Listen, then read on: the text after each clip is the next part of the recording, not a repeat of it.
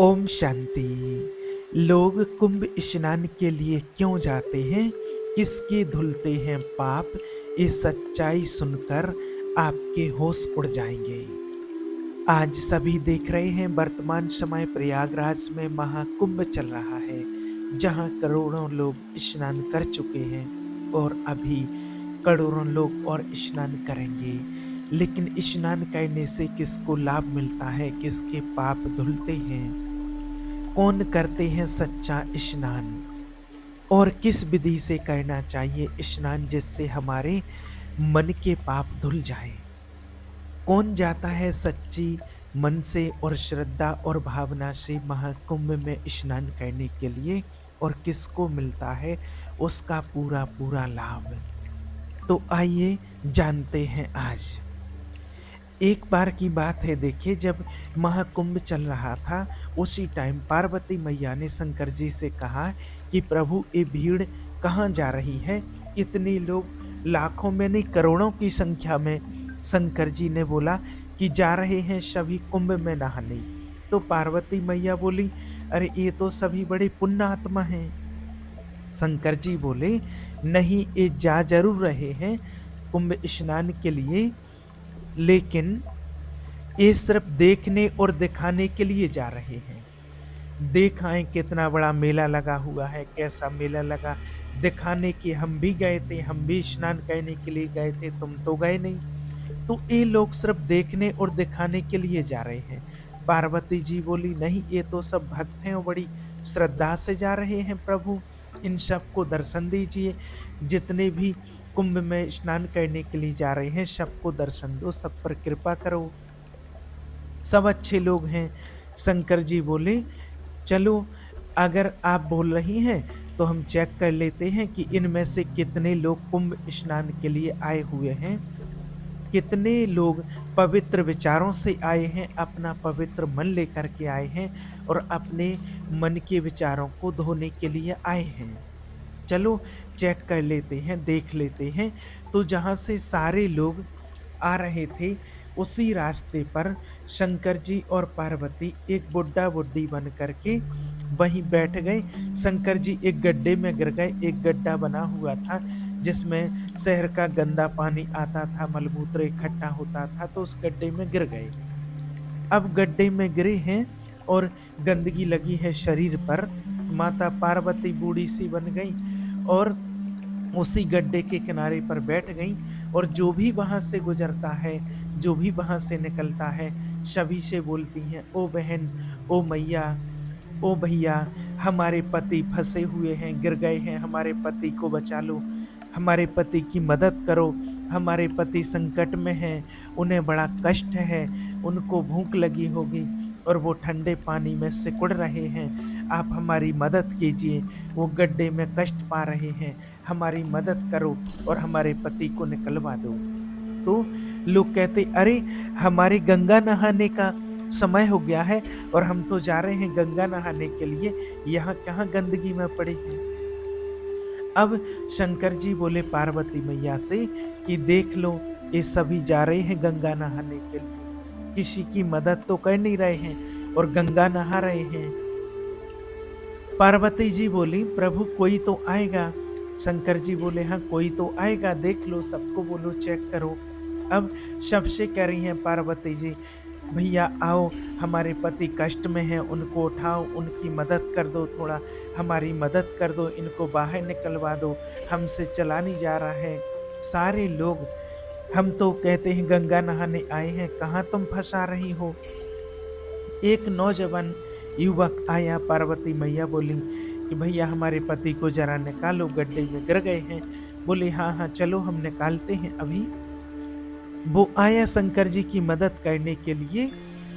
शंकर जी की मदद करने जैसे ही पहुंचा तो शंकर जी बोले, भैया, यदि तुम हमें बाहर निकालने के लिए इस गड्ढे में आओगे तो हम तो निकल जाएंगे, पर तुम फंस जाओगे यहाँ पर।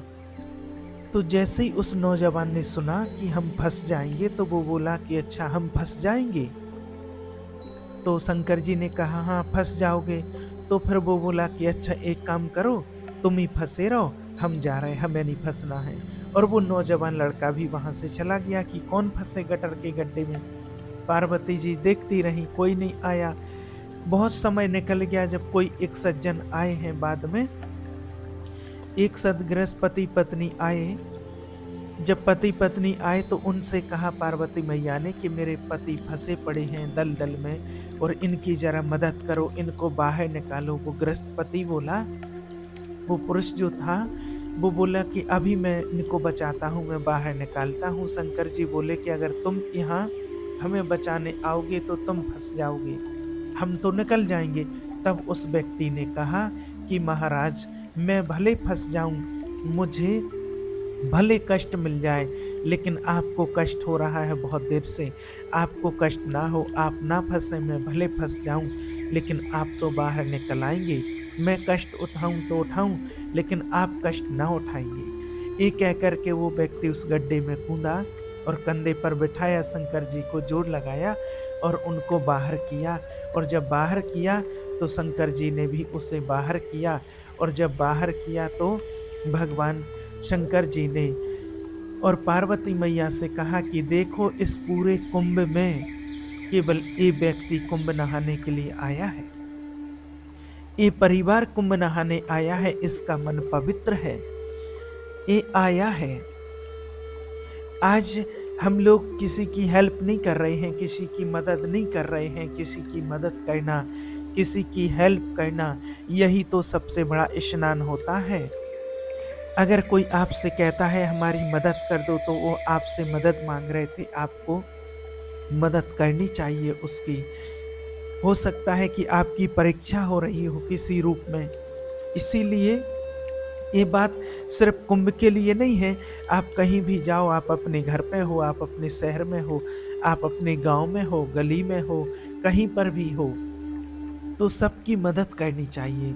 जब शंकर जी ने कहा उस व्यक्ति से कि तुम फंस जाओगे गड्ढे में, तो उसने कहा मैं फंस जाऊं कोई बात नहीं। जो स्वयं दुखी होकर औरों का दुख दूर करता है, वही सबसे बड़ा भक्त पुण्यात्मा होते हैं। शंकर जी ने कहा तुम दुखी नहीं हो सकते हैं। शंकर जी ने उसको दर्शन दिए, और दर्शन क्या दिए, शंकर पार्वती उसे अपने साथ ले गए अपने धाम के लिए।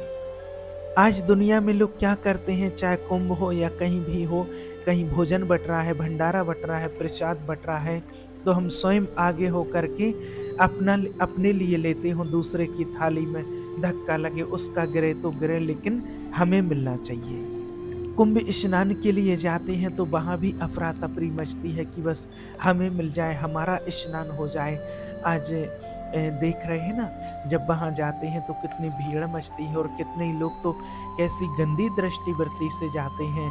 वहाँ जा रहे, गंगा मैया में स्नान करने के लिए जा रहे हैं, लेकिन वहाँ जा रहे हैं तब भी कई लोग तो वहाँ भी पाप कर लेते हैं। अब कैसे उनके पाप धुलेंगे जब वही पाप कर रहे हैं। कई लोग वहीं जाकर के चोरी कर लेते हैं, कितने लोगों के मोबाइल चुरा लिए, पर्स चुरा लिए, पैसे चुरा लिए जाते हैं। और कितने लोगों की वहाँ दृष्टिवृत्ति भी गंदी रहती है, गंदी दृष्टि से वहाँ भी माता बहनों को देखते हैं। स्नान करते हुए भी उनकी गंदी दृष्टि रहती है, दूसरों पर गंदी दृष्टि डालते हैं जब माता बहन स्नान करती हैं। तो ऐसे स्नान करने से उनका मन क्या धुलेगा, क्या उनका मन पवित्र होगा, आप खुद विचार कीजिए। और गंगा जी में स्नान कैसे करना चाहिए, स्नान करने की भी एक विधा होती है, विधि होती है। तीर्थों में स्नान कैसे करना चाहिए, जब आप गंगा जी में स्नान करने के लिए जाते हैं तो जहां आप रुके हैं अपने कमरे में, तंबू में, टेंट में, वहां गंगा जी में जब जाते हैं स्नान करने, तो जहां भी आप रुके हुए हैं वहां आप अपने कमरे में फ्रेश होकर के, और स्नान तो एक आधा स्नान तो आपको वहीं कर लेना चाहिए। अपने कमरे में फ्रेश हो जाओ, फ्रेश होकर के आधा स्नान कर लो। जो क्योंकि गंगा इतनी पवित्र है, अपने आप में एक मंदिर है। तो मंदिर में हम बिना नहाए जाते हैं कि नहा करके जाते हैं। तो गंगा जी जाने के पहले, स्नान करने के पहले मलमूत्र से निवृत्त हो करके, मंजन बुरुश करके आदि करके, जो व्यवस्थाएं आपको मिली हुई हैं तंबू टेंट में, और फिर स्नान कर लो आधा, क्योंकि शौच करने के बाद नहाना चाहिए। तो कमरे में आधा तो कम से कम, पूरा नहीं तो आधा तो नहा लेना चाहिए। और जो कपड़े आप शौच करने के लिए पहन के जाते हैं, उन कपड़ों को गीला कर लेना चाहिए। उन कपड़ों को पहन कर नहीं जाना चाहिए। शौच करने के बाद कम से कम आधा तो नहा लेना चाहिए। पूरा नहा लो तो और अच्छी बात है। और फिर आप गंगा जी में जाओ स्नान करने के लिए। फिर गंगा जी जाओ पवित्र होकर के। फिर वहाँ जाकर के सबसे पहले गंगा मैया को प्रणाम करना चाहिए। जाके ये नहीं कि सीधे पैर डाल देना चाहिए, सबसे जाकर के पहले जाकर के गंगा मैया का मस्तक झुका करके उनको प्रणाम करना चाहिए। फिर हाथों से थोड़ा जल लेकर के अपने माथे पर लगाना चाहिए और गंगा मैया से प्रार्थना करना चाहिए कि हे गंगा मैया, हमारा ध्यान प्रभु में सदा लगा रहे, एक पल के लिए भी हमारा ध्यान प्रभु से ना हटे, हमारा मन ना भटके। मैं भगवान को कभी भूलूं नहीं, मैं भगवान को सदा याद करते रहूं। हे गंगा मैया, हे पवित्र गंगा मैया, मैं हमेशा परमात्मा के ध्यान में लीन रहूं, मैं परमात्मा का ध्यान करती रहूं और आपका दर्श स्पर्श करती रहूं। आपका दर्श स्पर्श करते हुए, ईश्वर का चिंतन करते हुए मेरे प्राण जाएं, यही मुझे वरदान दो। आपका नाम जपते जपते, भगवान का गुण गाते गाते और इस तन से प्राण निकले और सबके नाम की डुबकी गंगा मैया में लगाना चाहिए। अपने माता पिता के नाम की भी डुबकी लगानी चाहिए। जो आपके लिए बुरा भला सोचते हैं उनके नाम की भी, कि उनका भी कल्याण हो, उनके लिए भी। क्योंकि आप जितना अच्छा करते हैं तो उतने लोग कोई ना कोई आपको बुरा सोचने वाले भी मिल जाते हैं, तो उनका भी भला हो। वो बुरा सोचें, हम बुरा क्यों सोचें? अगर उनने बुरा सोचा आपके लिए, आपने बुरा सोचा हमारे लिए और हमने बुरा सोचा आपके लिए, तो हम में और आप में अंतर ही क्या रह जाएगा? आप दिल के साफ बनिए और जब आपका मन पवित्र हो जाता है, दिल साफ हो जाता है, तो दुनिया साथ दे ना दे, लेकिन परमात्मा ज़रूर आपका साथ देते हैं। दुनिया के साथ की आपको ज़रूरत नहीं पड़ती है। इसलिए अपना मन पवित्र रखिए और मन को पवित्र रख के गंगा मन मैया में डुबकी लगाइए। और भगवान को यही तन की नहीं, आपके मन की ज़रूरत है कि आपका मन पवित्र होना चाहिए और यही आपके मन की आवाज़ ही परमात्मा तक पहुँचती है। इसलिए कहा भी जाता है, निर्मल मन जन सो मोहि पावा, मोह कपट छल छिद्र न भावा। भगवान कहाँ की सुंदरता देखते हैं? आपके मन की, आपके हृदय की पवित्रता देखते हैं। इसलिए कहते हैं कि तन को धोया मगर मन को धोया नहीं, बाद गंगा नहाने से क्या फायदा हुआ? सबकी मदद करो। कुंभ नहाने आए पर शंकर जी ने परीक्षा ली, तो कोई एक ही नज़र आया कि ये नहाने आया जो सबकी मदद करता है, वो व्यक्ति वही कुंभ नहाने का फल प्राप्त करता है। और आज देख भी रहे हैं दुनिया में कि जा तो रहे हैं नहाने, लेकिन तन को धो रहे हैं, और जिसने मन को नहीं धोया तो उनके पाप कहाँ से धुलेंगे? क्योंकि मन में होते हैं पाप, तन में नहीं होते हैं। क्योंकि तन तो हमारा जल जाता है, इस शरीर तो 5 तत्वों से बना हुआ और 5 तत्वों में मिल जाता है। जो पाप और पुण्य होते हैं वो मन में होते हैं। और अगर आपने अपने हृदय को नहीं धोया, अपने मन को नहीं धोया, तो गंगा नहाने से कोई फायदा नहीं हुआ है। आपके तन की नहीं धोने की ज़रूरत है, आपको अपने मन को धोने की ज़रूरत है। और आज कितने ही लोगों को ऐसा देखा जाता है कि वो सिर्फ तन को धो करके आ जाते हैं, मन को नहीं धोते हैं, इसलिए ही लोग पवित्र नहीं हो रहे हैं। अगर सभी लोग गंगा जी में जाकर के अपने मन को धो लें, अपने पापों का प्रायश्चित कर लें और फिर कोई पाप ना करें, तो सभी पुण्यात्मा बन जाएं। नहीं तो आज इतने करोड़ों लोग, आज इसी महाकुंभ में 40 करोड़ लोगों को नहाने का अनुमान लगाया गया है। तो आप सोचिए, इतने करोड़ों लोग अगर गंगा जी में नहा करके पवित्र हो जाते तो कितना अच्छा होता। सभी पवित्र आत्माएं बन जाती, पुण्यात्माएं।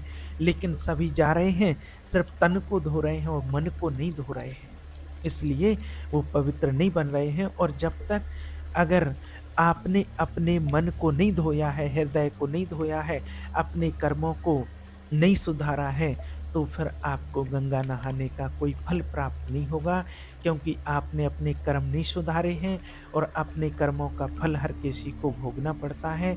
अगर ऐसे ही कोई कितने भी पाप कर्म करके और फिर गंगा जी में स्नान करके अगर उसके सारे पाप धुल जाते, तो आज तो पूरी दुनिया में पुण्यात्मा ही पुण्यात्मा होते, कोई पाप आत्मा तो होते ही नहीं। आपको एक बात और बता दें कि अपने कर्मों से कोई नहीं बच सकता, इसलिए गंगा में स्नान करके अपने पापों को प्रायश्चित करके और पुण्य कर्म कीजिए, अपने पापों का प्रायश्चित कीजिए, तभी आप पुण्यात्मा बनेंगे। नहीं तो पितामह जो भीष्म थे, सभी को पता है कि पितामह भीष्म किसके पुत्र थे? गंगा के।